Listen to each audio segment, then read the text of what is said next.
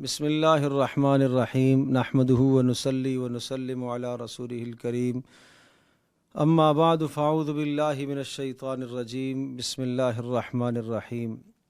لا يحب اللہ الجہر بالسوء من القول الا من ظلم وکان اللہ سمیعا علیما۔ چھٹے پارے کے آغاز میں اس بات کی اجازت دی کہ اگر کوئی شخص کسی بھی موقع پر مجبور ہو کر جان کا خطرہ شدید ہے یا کسی عضو کے تلف ہونے کا قوی اندیشہ ہے اور اس اندیشے اور خطرے کی وجہ سے کلمہ کفر کہہ بیٹھتا ہے تو اللہ تبارک و تعالیٰ کے یہاں اس کا مواخذہ نہیں ہے۔ باقی جو بات اس کے دل میں ہے اور جو یہ زبان پر لاتا ہے اللہ پاک تمام باتوں سے آگاہ ہے، تو اس طرح سے کلمہ کفر کہہ کر اپنی جان بچانے کی اجازت دی گئی۔ تاہم اگر کوئی آدمی اس موقع پر کلمہ کفر نہیں کہتا اور اس کی جان چلی جاتی ہے تو اللہ کے ہاں وہ شہادت کا درجہ پائے گا۔ اور پھر ان لوگوں کے لیے سخت وعید ذکر فرمائی کہ جو ایسے موقع پر کافروں کو بھی راضی کرنا چاہتے ہیں اور اہل ایمان کو بھی راضی کرنا چاہتے ہیں، بیچ کی کوئی راہ نکالتے ہیں، کفر اور ایمان کے درمیان کی کچھ صورتیں وہ نکالنے کی کوشش کرتے ہیں، بعض باتوں کو مان لیا، بعض کو انکار کر دیا۔ فرمایا ایسوں کے لیے سخت وعید ہے، اولئک هم الکافرون حقا، یہ پکے کافر ہیں اور کافروں کے لیے اللہ نے عذاب دردناک اور توہین آمیز تیار کر کے رکھا ہے۔ اس لیے کہ ایمان کے لیے ضروری ہے کہ کفر کی تمام باتوں سے آدمی بیزاری کا اظہار کرے۔ فَبِمَا نَقْضِهِمْ مِيثَاقَهُمْ، اور پھر یہاں آگے وہ عادات ذکر فرمائی یہود کی کہ جن عادات کی بنیاد پر اللہ تبارک و تعالیٰ کی طرف سے ان پر لعنت برسی ہے اور اللہ تبارک و تعالیٰ نے ان کو ہمیشہ کے لیے قابل لعنت قرار دیا ہے۔ اور اس حضرت موسیٰ علیہ السلام سے بے جا انہوں نے جب سوال کیے، فَقَدْ سَأَلُوا مُوسَىٰ أَكْبَرَ مِنْ ذَلِكَ فَقَالُوا أَرِنَا اللَّهَ جَهْرًا، بیہودہ سوال کہ ہم براہ راست اللہ کو دیکھنا چاہتے ہیں۔ پھر انہوں نے بچھڑے کو اپنا معبود بنایا اور اسی طرح سے حضرت موسیٰ علیہ السلام کو جا بجا ستانے اور تنگ کرنے کی کوشش کی، اور اس جرم کی پاداش میں وَرَفَعْنَا فَوْقَهُمُ الطُّورَ بِمِيثَاقِهِمْ، اللہ نے ان کے سے جو میثاق لیا تھا کہ تم تورات پر عمل کرو گے، اس میثاق پر عمل کرانے کے لیے اللہ نے طور کو ان پر لٹکایا ہے۔ اور اسی طرح سے ہفتے کے دن حد سے تجاوز کرنے سے منع کیا، مچھلی کے شکار سے اللہ نے انہیں روکا، انہوں نے اس جگہ پر بھی اللہ پاک کا حکم نہیں مانا۔ فَبِمَا نَقْضِهِمْ مِيثَاقَهُمْ وَكُفْرِهِمْ بِآيَاتِ اللَّهِ، اب وہ اسباب ذکر فرمائے کہ ان اسباب کی وجہ سے اللہ نے ان پر لعنت فرمائی ہے۔ پہلا سبب تو یہ ہے کہ انہوں نے اپنے میثاق اور وعدے کو توڑا ہے۔ نمبر 2، انہوں نے اللہ کی آیات کا انکار کیا۔ نمبر 3، ناحق انبیاء علیہ السلام کو قتل کیا۔ اور نمبر 4، وہ یوں کہا کرتے تھے جب حق بات سامنے آئے کہ ہمارے دل اسے قبول نہیں کرتے۔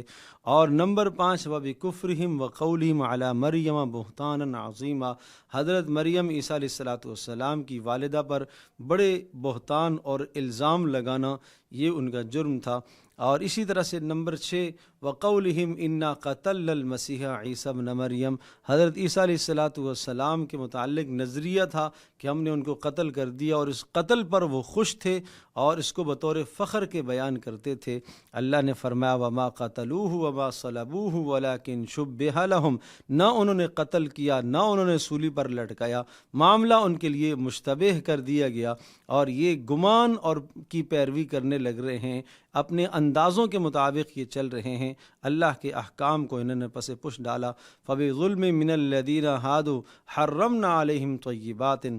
اور 7ویں وجہ لعنت کی یہ ذکر فرمائی کہ چونکہ انہوں نے ظلم اور زیادتیاں کیں، اور ان ظلم اور زیادتیوں کی وجہ سے اللہ نے پاکیزہ چیزوں کو ان پر حرام کر دیا، اور دوسرا یہ کہ اللہ کے راستے سے دوسروں کو روکتے تھے اور سود کھاتے تھے، وَأَكْلِهِمْ أَمْوَالَ النَّاسِ بِالْبَاطِلِ، اور لوگوں کے ناحق مال ہڑپ کر جاتے تھے۔ ان تمام اسباب کی بنیاد پر وہ قابل لعنت ٹھہرائے۔ इन्ना अवहैना इलैका कमा अवहैना इला नूह वन्नबिय्यीन मिन बअदिही, ये जो दीन हमने आपकी तरफ वही किया है और ये तौहीद की बात कि अल्लाह को एक मानना, क़यामत पर ईमान रखना, अम्बिया अलैहिमुस्सलातु वस्सलाम पर ईमान रखना, आसमानी किताबों पर ईमान रखना, ये कोई आज की बात नहीं है। आपसे पहले भी नबियों की तरफ इस किस्म के अहकामात आए हैं। चुनाचे हज़रत नूह अलैहिस्सलातु वस्सलाम, इब्राहीम अलैहिस्सलाम और इस्माईल अलैहिस्सलाम, इसहाक़ अलैहिस्सलाम, याक़ूब अलैहिस्सलाम की औलादें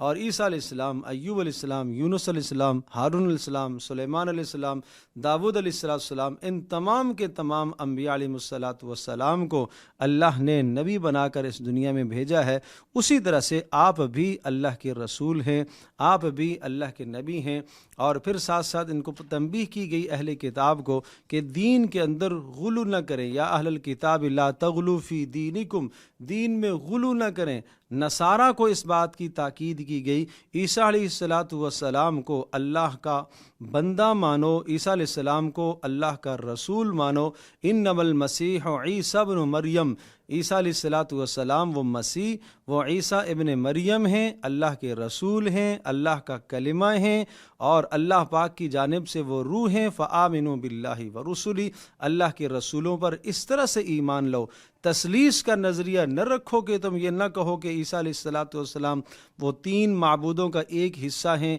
या एक के वो तीन हैं। इंतहू खैरल लकुम, इससे बचो, यही तुम्हारे लिए कामयाबी और फलाह है। लन यस्तनकिफल मसीहु अन यकूना अब्दल लिल्लाह, हज़रत ईसा अलैहिस्सलातु वस्सलाम को अल्लाह का बंदा होने में उन्हें कोई आर महसूस नहीं है, उन्हें कोई इससे तकलीफ़ नहीं होती। वमन यस्तनकिफ अन इबादतिही व यस्तकबिर, जो अल्लाह की बंदगी से एराज़ करता है, तकब्बुर करता है, अल्लाह तबारक ताला ऐसों को जहन्नम के अंदर अल्लाह पाक डालेगा। या अय्युन्नासु क़द जाअकुम बुरहानुम मिर रब्बिकुम व अंज़लना इलैकुम नूरम मुबीना, ए लोगो क़द जाअकुम बुरहानुम मिर रब्बिकुम, एक बहुत बड़ी वाज़ेह दलील तुम्हारे सामने आ चुकी। ये सब को खिताब यहूद को, नसारा को, मुशरिकीन अरब को, और वो सबसे बड़ी दलील क्या है? मोहम्मद सल्लल्लाहु ताला अलैहि वसल्लम हैं। उन पर लिहाजा तुम्हें ईमान लाना चाहिए और इसी में तुम्हारे लिए कामयाबी है। युरीदुल्लाहु अन युबय्यिन लकुम, युरीदुल्लाहु, अल्लाह तबारक ताला ने सब कुछ तुम्हारे सामने बयान कर दिया है। युबय्यिनुल्लाहु लकुम अन तज़िल्लु, ताकि किसी किस्म की गुमराही का तुम शिकार न हो सको, ताकि भटक न सको। अल्लाह पाक तुम्हें भटकने से बचाता है। वल्लाहु बिकुल्लि शैइन अलीम, अल्लाह पाक हर चीज़ को जानने वाला है। या अय्युहल्लज़ीना आमनू औफ़ू बिल उक़ूद, सूरतुल माइदा ये मदनी सूरत है और इस सूरह मुबारका को सूरह मीसाक भी कहा जाता है। इसमें अल्लाह तबारक ताला के मीसाक और अल्लाह के आहद का बयान है। और इस मीसाक और आहद को समझने से पहले एक तमहीद ज़हन नशीन फरमा लें। कोई भी शख्स किसी मुल्क के अंदर वहाँ की जब रिहाइश इख्तियार करता है और तो उस मुल्क के तमाम तर क़वानीन की पाबंदी करना उसके लिए ज़रूरी होती है। चुनाचे उस मुल्क की वो नेशनलिटी जब इख्तियार करता है तो इसका मतलब ये है कि उस मुल्क के तमाम क़वानीन को वो भरपूर तरीक़े से उन पर अमल पैरा होने की वो कोशिश करेगा और उन तमाम क़वानीन को वो तस्लीम करता है। और उन तमाम क़वानीन में से किसी हुक्म को अगर तोड़ेगा तो उस तोड़ने की जो सज़ा मुकर्रर होगी उस सज़ा को भी ये गोया कि कबूल करता है। ये माना होता है इसका फ़लाँ के साथ ये मुआहदा हुआ है, फ़लाँ मुल्क के साथ इसका मुआहदा। इसी तरह से एक मुसलमान जब इस्लाम में दाखिल होता है तो गोया कि वो अल्लाह के साथ ये मुआहदा कर रहा है, ये अहद कर रहा है कि ए अल्लाह मैं तेरे तमाम के तमाम अहकामात को मानूंगा और जिन अहकामात को अगर मैंने तर्क किया उस तर्क पर जो तेरी तरफ से सज़ा मुकर्रर है उस सज़ा को मैं कबूल करने के लिए भी तैयार हूँ। तो इस तरह से इस सूरत को सूरतुल आहद भी, सूरतुल मीसाक भी और सूरतुल माइदा, चूँकि आगे लफ्ज़ माइदा आता है इसी मुनासबत से इसका नाम माइदा रखा गया है, तो इसको सूरतुल मीसाक भी कहा गया। और आगाज़ भी इसी कलमे से है, औफ़ू बिल उक़ूद, अल्लाह के वादों को पूरा करो। कि ईमान के अंदर तुम दाखिल हुए हो तो तुमने अल्लाह से एक वादा किया है,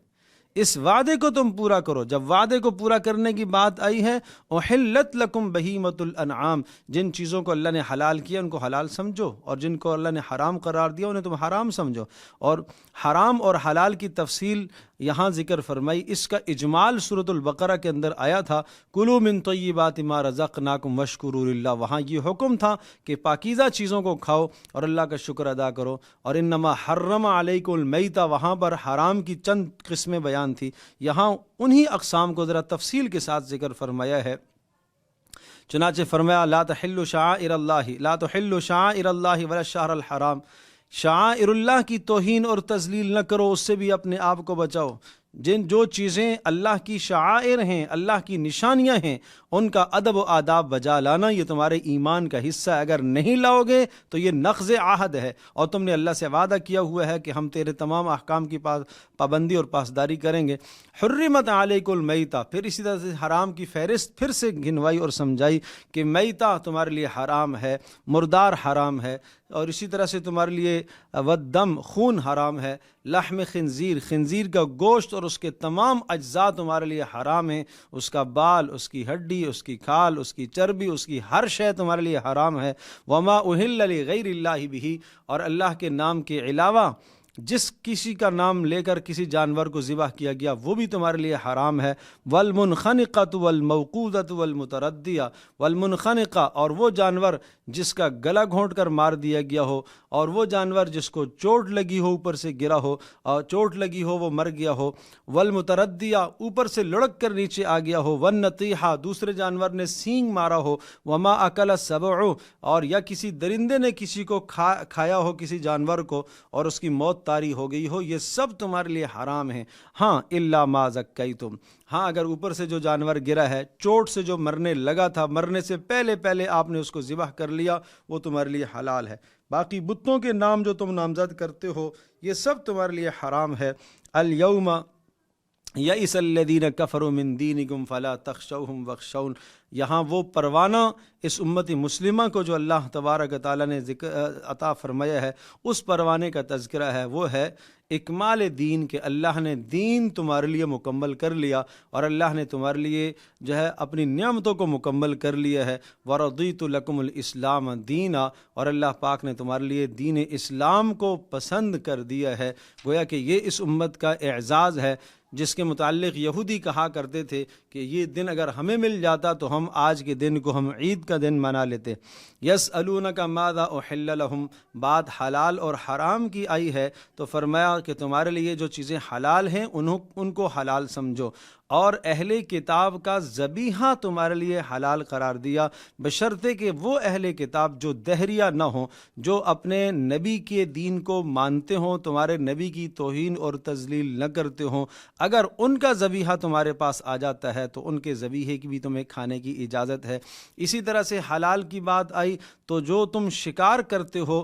اگر بسم اللہ پڑھ کر تم نے تیر پھینکا ہے کسی جانور کی طرف اور وہ جا کے اسے لگا اور اس نے زخمی کیا ہو اور وہ مر گیا ہو تو وہ شکار تمہارے لیے کھانا حلال ہے۔ اسی طرح سے بسم اللہ کر کے آپ نے شکاری کتے کو اگر چھوڑا ہے، بشرطے کہ وہ کتا شکاری ہو، آپ کا سدھایا ہوا ہو، آپ کا سکھایا ہوا ہو، اور اس کتے نے جا کے کسی جانور کا شکار کیا ہے اور اس نے اس سے کھایا نہ ہو اور اس کی شکار کرنے سے وہ مر گیا ہے، شرط یہ ہے کہ بسم اللہ کے ساتھ آپ نے اسے چھوڑا ہو، اور اسی طرح سے وہ سدھایا ہوا کتا ہو تو اس شکار کا کھانا بھی آپ کے لیے حلال ہے۔ الیوم احل لکم الطیبات، اور ذبیحے بھی بتا دیے، اور اسی طرح سے اہل کتاب کی عورتوں سے نکاح کرنا بھی تمہارے لیے بامر مجبوری گنجائش دی گئی ہے، وہ بھی تمہارے لیے حلال رکھا گیا ہے، لیکن یہ تمہارے لیے جائز نہیں ہے کہ تم اپنی بیٹیوں کو ان کے نکاحوں میں دو، ان کی بیٹیوں کو تو لے سکتے ہو لیکن وہ بھی بامر مجبوری، اس سے اجتناب کیا جائے اور بچا جائے تو وہی بہتر اور افضل ہے، جیسا کہ حضرت عمر رضی اللہ تعالی عنہ نے اپنے دور میں اس طرح سے کیا کہ کچھ لوگوں نے اہل کتاب عورتوں سے نکاح کیا اور حضرت عمر رضی اللہ تعالی عنہ نے انہیں حکم دیا کہ انہیں طلاق دو۔ کیوں؟ کہا اس لیے کہ اگر تم طلاق نہیں دو گے تو پہلی بات تو یہ ہے کہ مسلمان بچیاں بیٹیاں بغیر نکاحوں کے رہ جائیں گی، اور دوسری وجہ یہ ہوگی کہ اس نسل کی تربیت جو تمہاری یہ بیویاں کریں گی، جو اہل کتاب جو کتابیہ عورتیں ہیں وہ تربیت کریں گی، وہ اپنے دین کے مطابق تربیت کریں گی، تو تمہاری نسل کیسی اسلام پر پروان چڑھے گی۔ اور پھر نکاح کے مقاصد سمجھائے کہ نکاح کا مقصد عفت، نیکی اور پاک دامنی ہے۔ یا ایھا الذین آمنوا اذا قمتم الی الصلاۃ، نماز کے اور طہارت کے پھر احکام ذکر فرمائے، اور یہ احکام بھی اسی لیے ہیں کہ نقض عہد نہ کرنا، یعنی ترک صلاۃ یہ بھی گویا کہ نقض عہد ہے، اللہ کے اس وعدے کو توڑنا ہے۔ اور اگر تمہیں پانی میسر نہ ہو تو تیمم کے آداب و مسائل اور احکام سمجھائے، اور اسی طرح سے ٹھیک ٹھیک گواہیاں دینا۔ اگر گواہی تم ٹھیک نہیں دو گے تو گویا کہ یہ بھی نقض عہد ہے، اور نقض عہد سے اپنے آپ کو بچانا۔ اور پھر اللہ پاک کی نعمتوں کو یاد کرتے رہو، اللہ کی عظیم الشان جو نعمت ہے، نعمت ایمان اللہ نے تمہیں عطا فرمائی ہے، اسے یاد کرتے رہنا۔ وَلَقَدْ أَخَذَ اللَّهُ مِيثَاقَ بَنِي إِسرائیل، اور اسی طرح سے اللہ پاک نے بنی اسرائیل سے بھی عہد لیے تھے، انہوں نے ان عہدوں کی پاسداری نہیں کی۔ نصارہ سے اللہ نے عہد لیے، یہودیوں سے اللہ پاک نے عہد لیے، ان دونوں طبقوں نے ان عہدوں کی پاسداریاں نہیں کی، تو اللہ پاک نے دنیا کے اندر ان کو ذلیل و رسوا کر دیا۔ اور یہاں پر فرمایا فَبِمَا نَقْضِهِمْ مِيثَاقَهُمْ لَعَنَّاهُمْ وَجَعَلْنَا قُلُوبَهُمْ قَاسِيَةً، کہ انہوں نے ہمارے وعدوں کو توڑا، ہم نے ان کی دلوں کو سخت کر دیا، اور انہوں نے اللہ کے احکام کو بدل ڈالا، اور جن چیزوں کے ساتھ نصیحت کی گئی تھی انہوں نے سب کچھ بھلا دیا۔ وَلَا تَزَالُ تَطَّلِعُ عَلَى خَائِنَةٍ مِّنْهُمْ، اے نبی ان کی تمام خیانتوں پر اور احوال پر آپ مطلع ہیں۔ وَمِنَ الَّذِينَ قَالُوا إِنَّا نَصَارَى، نصارہ سے بھی ہم نے عہد لیا تھا، میثاق ان سے بھی لیا، لیکن جب انہوں نے بھی میثاق کو پورا نہ کیا، فَأَغْرَيْنَا بَيْنَهُمُ الْعَدَاوَةَ وَالْبَغْضَاءَ، اللہ نے ان کو فرقوں میں بانٹ دیا اور وہ فرقوں کے اندر بٹ گئے، تو پتہ چلا کہ نقض عہد کے یہ بدترین نتائج ہوتے ہیں۔ اور اسی طرح سے یہود و نصارہ کے ان دعووں کو ذکر فرمایا جو یہ کہا کرتے تھے کہ وقالت الیہود والنصارى نحن ابناء اللہ واحبہ، ہم اللہ کے بڑے مقرب ہیں، ہم اللہ کے بڑے قریبی ہیں، ہم اللہ کے محبوب ہیں۔ صرف دعویٰ کرنا، عمل زندگی میں کچھ نہ ہو، نماز نہ ہو، روزہ نہ ہو، حج و زکوٰۃ نہ ہو، احکام کی پابندی نہ ہو، گناہوں سے بچنا نہ ہو، اور صرف ایک آدمی دعویٰ کرتا رہے تو اس دعوے پر اس کو جنت نہیں ملے گی، یہ بیکار کے دعوے ہیں۔ وَإِذْ قَالَ مُوسَىٰ لِقَوْمِهِ يَا قَوْمِ اذْكُرُوا نِعْمَةَ اللَّهِ عَلَيْكُمْ إِذْ جَعَلَ فِيكُمْ أَنْبِيَاءَ، نقض عہد کی بات آئی ہے تو چونکہ آپ نے اللہ کے احکام کو قبول کیا، اسلام میں آپ داخل ہوئے، تو اسلام میں جب آپ داخل ہوئے تو اسلام کا ہر حکم ماننا آپ کے لیے ضروری ہے۔ اگر کسی موقع پر قتال و جہاد فی سبیل اللہ کا حکم آتا ہے تو اس کو اگر تم نہیں مانو گے تو وہ بھی نقض عہد ہے۔ اس پر موسیٰ علیہ السلام کی قوم کا واقعہ سنایا۔ وَاتْلُ عَلَيْهِمْ نَبَأَ ابْنَيْ آدَمَ بِالْحَقِّ إِذْ قَرَّبَا قُرْبَانًا، ایک انسان کی جان قیمتی ہے، اور کوئی آدمی کسی جان پر حملہ کرتا ہے تو یہ بھی نقض عہد کے زمرے میں ہے۔ اور اس کے لیے آدم علیہ السلام کے دو بیٹوں کا قصہ اور واقعہ سنایا، حابیل و قابیل کا واقعہ سنایا کہ قابیل نے حابیل کو قتل کر دیا۔ اس طرح سے اگر کوئی آدمی قتل کرتا ہے، کسی کی جان کو مارتا ہے، تو یہ بھی نقض عہد ہے۔ اور اسی طرح سے اگر کوئی آدمی کسی کے مال کے در پہ ہوتا ہے اور مال کے در پہ ہونے کے ساتھ ساتھ اس کو قتل کرتا ہے، اس کو ڈراتا ہے، اسے دھمکاتا ہے، قطاع الطریق جن کو ڈکیت کہا جاتا ہے، ڈاکو کہا جاتا ہے، تو ایسوں کی بدترین سزا یہ سنائی ان یقتلوا او یصلبوا، ان کو قتل کر دیا جائے گا اگر انہوں نے سامنے والے کو جس کا مال لوٹنے کے لیے گئے تھے اسے قتل کیا تو ان کو بھی بدلے میں قتل کیا جائے گا، اور قتل بھی کیا اور مال بھی لوٹا تو ان کو قتل کر کے سولی پر لٹکایا جائے گا، اور صرف انہوں نے مال لوٹا تو قطع ایدیہم وارجلہم من خلاف، ایک ہاتھ اور ایک پاؤں ان کا کاٹا جائے گا، اور اگر صرف انہوں نے ڈرایا دھمکایا ہے ینفوا من الارض، ان کو جیل میں ڈال دیا جائے گا۔ ذالک لہم خزی فی الحیات الدنیا، یہ دنیا میں ان کی ذلت آمیز سزا ہے، وہ اس لیے کہ نقض عہد ہے، اس لیے کہ اللہ کی دھرتی پر اللہ کے قوانین کا نفاذ ہے، یہاں ہر انسان کی جان، ہر انسان کا مال قابل احترام ہے، اور اگر کسی نے چوری چھپ کے اگر کسی کا مال اٹھایا ہے، جس کو سرقہ کہتے ہیں، چوری کہتے ہیں، تو چور کے بھی ہاتھ کاٹ دیے جائیں گے، یعنی اس کا ایک ہاتھ کٹے گا اور یہ اس کی سزا ہے۔ اور اسی طرح سے یا ایھا الرسول لا یحزنک الذین یسارعون فی الکفر، اے رسول، اے اہل ایمان، اس جہان کے اندر کافروں کی زندگیاں اچھی جو گزر رہی ہیں اور وہ اچھی زندگی تمہیں دیکھ کر تمہیں غم میں نہیں مبتلا ہونا چاہیے، یہ سب کچھ اللہ پاک نے انہیں دنیا کے اندر دے رکھا ہے۔ آخرت میں اللہ پاک نے ان کے لیے کچھ نہیں رکھا، آخرت میں ان کے لیے عذاب ہی عذاب ہے۔ اور انا انزلنا التوراۃ فیہا ھدی و نور، بات آئی اس بات کی نقض عہد کی، تو کہا کہ دیکھو ہم نے آپ سے پہلے بھی تورات کو اتارا ہے اور تورات کے اندر بھی احکام تھے، اور نقض عہد میں یہ بات بھی ہے کہ اس امت مسلمہ کے علماء، اہل علم اور جن کی ذمہ داری ہے لوگوں تک دین کی بات پہنچانا اور ان کی صحیح تربیت کرنا اور ان کی صحیح رہنمائی کرنا، اگر صحیح رہنمائی یہ نہیں کریں گے تو یہ بھی نقض عہد ہے۔ جس طرح سے ہم نے تورات کو اتارا ہے اور انبیاء کو حکم تھا کہ وہ اس کا نفاذ کریں، اور ربانیین اور احبار کو بھی حکم تھا، اللہ والوں کو بھی حکم تھا، علماء کو بھی حکم تھا، وَكَانُوا عَلَيْهِ شُهَدَاءَ فَلَا تَخْشَوُا النَّاسَ وَاخْشَوْنِ، اور ان علماء کو، ربانیین کو یہ کہا گیا کہ اللہ تبارک تعالیٰ ہی کا ڈر اختیار کرو، اللہ کے سوا کسی کا ڈر مت اختیار کرو۔ اور آج یہ پیغام اس امت مسلمہ کے علماء کو، اتقیاء کو، اور اسی طرح سے وہ لوگ جو مذہبی اختیار رکھتے ہیں ان کو بھی یہ حکم ہے کہ وہ اس دین کے معاملے میں کسی ملامت کرنے والے کی پرواہ نہ کریں، کسی کا ڈر نہ رکھیں۔ وَمَن لَّمْ يَحْكُم بِمَا أَنزَلَ اللَّهُ فَأُولَٰئِكَ هُمُ الْكَافِرُونَ فَأُولَٰئِكَ هُمُ الْفَاسِقُونَ فَأُولَٰئِكَ هُمُ الظَّالِمُونَ۔ سخت وعیدیں سنائی ہیں کہ اللہ کے احکام پر جو فیصلہ نہیں کرتا اس کا فیصلہ کافرانہ ہے، اس کا فیصلہ ظالمانہ ہے، اس کا فیصلہ فاسقانہ ہے۔ ان تمام چیزوں سے اپنے آپ کو بچاؤ۔ افحکم الجاہلیت یبغون، کیا اللہ کا قانون تمہارے سامنے آیا، رسول اللہ صلی اللہ علیہ وسلم کی سیرت اور سنت تمہارے سامنے آ گئی، ان دو عظیم ستونوں کو چھوڑ کر تم کس کی زندگی اختیار کرو گے؟ کیا جاہلیت کا قانون اپناؤ گے؟ معنی یہ کہ اسلامی قوانین سے ہٹ کر جو آدمی جس طرح سے بھی زندگی گزارنا چاہتا ہے، قرآن اس کو جاہلیت کی زندگی کہتا ہے۔ یا ایھا الذین آمنوا لا تتخذوا اليہود والنصارى اولیاء بعضهم اولیاء بعض۔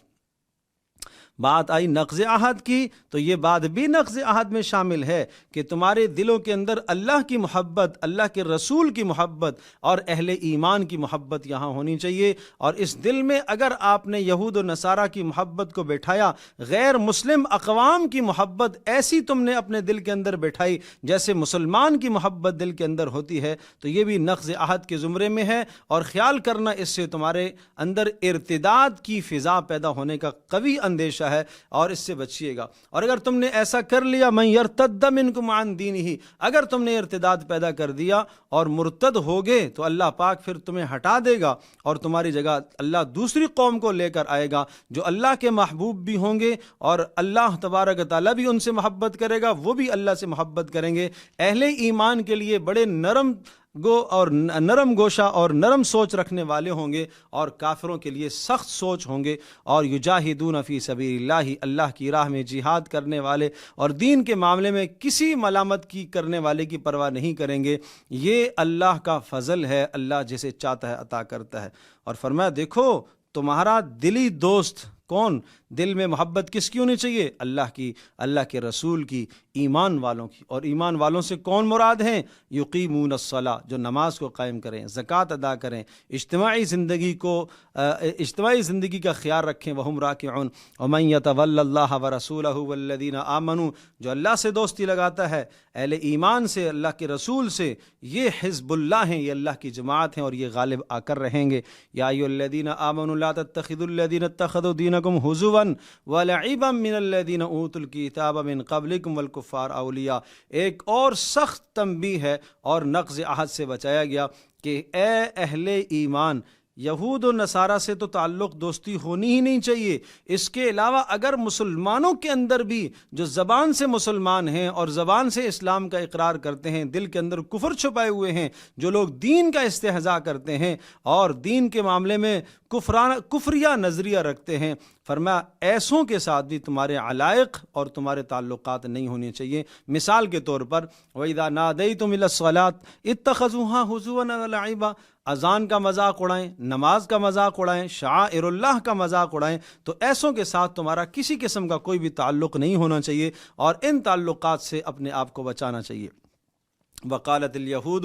ید اللہ مغلولہ غلت ایدیہم ولعنوا بما قالوا، یہود کے بیہودہ کلمات کا جواب دیا اور فرمایا ان کی حالت تو یہ ہے کہ اللہ تبارک و تعالیٰ اس دین کو غالب کرنا چاہتا ہے اور یہ ہر جگہ کوشش کرتے ہیں اس دین کو مٹانے کی، لیکن اللہ پاک کا کلمہ غالب ہو کر رہے گا اور اللہ پاک کا پیغام ان کے لیے بھی یہی ہے۔ ولو انہم اقاموا التورات، اگر یہ تورات پر عمل پیرا ہو جائیں، اور تورات میں محمد صلی اللہ علیہ وسلم کی نشانیاں موجود ہیں، انجیل پر عمل پیرا ہو جائیں نصارہ، اور انجیل میں محمد صلی اللہ علیہ وسلم کی نشانیاں موجود ہیں، وما انزل الیہم من ربہم، اور جو ان کے پروردگار کی طرف سے جو کچھ اتارا گیا، اگر ان سب باتوں کی یہ پابندی کریں تو ان پابندیوں کے ضمن میں انہیں محمد صلی اللہ علیہ وسلم پر ایمان لانا ہوگا، اور جب ایمان لائیں گے تو پھر اللہ پاک اوپر سے بھی رحمتیں نازل کرے گا، نیچے سے بھی اللہ پاک رحمتوں کے خزانے ان پر کھولے گا۔ یا ایھا الرسول بلغ ما انزل الیک من ربک،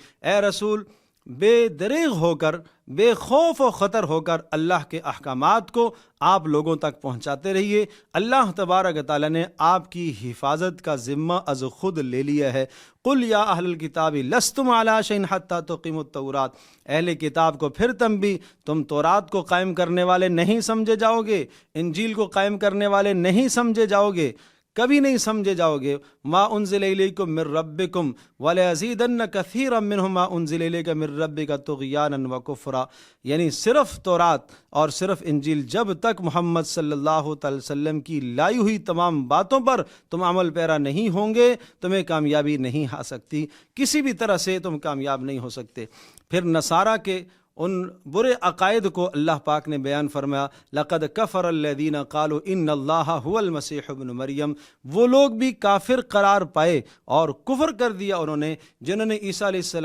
السلام کو اللہ کا بیٹا ٹھہرایا اور جنہوں نے عیسیٰ علیہ السلام کو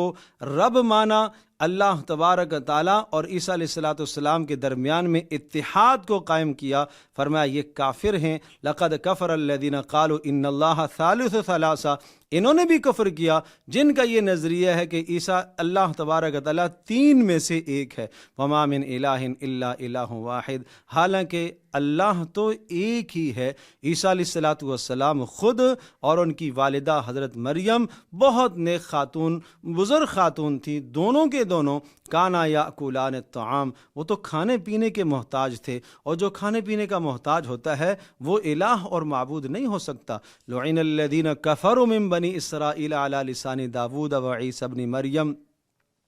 بنی اسرائیل پر حضرت داؤد علیہ السلام کی زبان سے اور حضرت عیسیٰ علیہ السلام کی زبان سے لعنت کی گئی، اور یہ اس لعنت اس لیے کہ انہوں نے اللہ کے احکام کو توڑا ہے اور جو عہد ان سے لیا تھا اس عہد کی انہوں نے پاسداری نہیں کی۔ البتہ لا تجدن اشد الناس عداوۃ للذین آمنوا والذین اشرکوا، لا تجدن اشد الناس عداوۃ للذین آمنوا الیہود، کہ اہل ایمان کے سخت ترین دشمن کون لوگ ہیں؟ وہ یہودی ہیں اور وہ مشرک ہیں۔ وَلَا تَجِدَنَّ أَقْرَبَهُمْ مَوَدَّةً لِلَّذِينَ آمَنُوا الَّذِينَ قَالُوا إِنَّا نَصَارَى، اور اہل ایمان کے قریب ترین وہ نصرانی ہیں، ہر نصرانی نہیں، وہ نصرانی جنہوں نے اپنے آپ کو نصرانی کہا اور حضرت محمد صلی اللہ علیہ وسلم پر ایمان لائے۔ یہ نجران کے کچھ لوگ آئے تھے اور رسول اللہ صلی اللہ علیہ وسلم پر ایمان لائے، اور وجہ یہ بتائی ذالک بأن منہم قسیسین ورہبانا، اس لیے کہ یہ علم دوست لوگ تھے، یہ علم چاہنے والے تھے اور تارے کے دنیا تھے اور تکبر کرنے والے نہیں تھے۔ پتہ چلا کہ علم اور ترک دنیا اور عدم تکبر، یہ تین وہ خوبیاں ہیں جس شخص کے اندر ہوں وہ حق کی راہ کو تلاش کر لیا کرتا ہے۔ اس طرح سے یہ رسول اللہ صلی اللہ علیہ وسلم پر ایمان لائے، اور اللہ پاک نے ان کے ایمان کو اس طرح سے سراہا کہ رسول اللہ پر ایمان لائے، قرآن کو سنا تو ان کی آنکھوں سے آنسو بہنے شروع ہو گئے، اور اللہ تبارک تعالیٰ سے انہوں نے مغفرت مانگی ہے، اللہ سے بخشش مانگی ہے۔ فَأَصَابَهُمُ اللَّهُ بِمَا قَالُوا جَنَّاتٍ تَجْرِي مِن تَحْتِهَا الْأَنْهَارُ خَالِدِينَ فیہا، اللہ پاک نے ان کو اس ایمان پر اجر دیا اور جنت کا وعدہ ان سے فرمایا، وذالک جزاء المحسنین، اور یہی بہتر نیکی کرنے والوں کا بدلہ اللہ کے ہاں ہوا کرتا ہے۔ اللہ پاک ہم سب کے لیے عمل کرنا آسان فرمائے۔